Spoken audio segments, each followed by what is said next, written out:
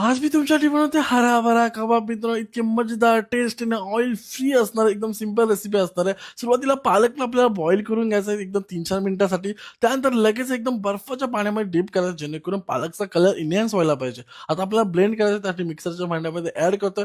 इथे मटर टाकतो 80% कुक केलेलं बॉईल केलं. त्यानंतर याच्यामध्ये ॲड करतोय थोडीशी कोथिंबीर, पुदिना आणि एक मस्त अशी जाडसर अशी पेस्ट तयार करून घेतोय. आपल्या उकडलेला बटाटा तो किसून टाकतोय, पनीर किसून टाकतो, गरम मसाला, नंतर रेड चिली पावडर, हळद, नंतर त्यामध्ये black pepper powder, chaat masala, kasuri methi, green chilli म्हणजे चॉप केलेली आणि सॉल्ट हे सगळं टाकून ब्रेड क्रम्स टाकतो मित्रांनो आणि सगळं मिक्स करून घेतोय. एकदम सिंपल रेसिपी, एकदम मजेदार रेसिपी, टेस्टी रेसिपी असणार आहे.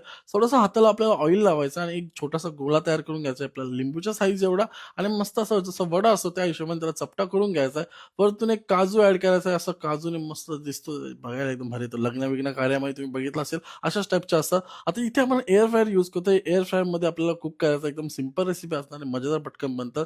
180 सेल्सिअसवरती आपल्याला 10 मिनिटसाठी सेट करायचं आहे आणि इथे मी यूज करतोय केनचा एअर फ्रायर. मित्रांनो तुम्हाला हा केनचा एअर फ्रायर घ्यायचा असेल तर कमेंटमध्ये फक्त केंट लिहा. तुम्हाला ऑटोमॅटिक मी डीएममध्ये लिंक पाठवून देईन. मित्रांनो एकदम सिंपल इझिली आपले हे आता इथे हराभरा कबाब तयार झालाय आणि मजेदार असे कुक होतात. 0 ऑइल यूज करता एकदम हेल्दी आणि त्यासोबत खूप जास्त टेस्टी त्यासोबत एक ग्रीन चटणी. मित्रांनो एकदम ट्राय करून बघा आणि मला कमेंट करून सांगा कसं झालंय.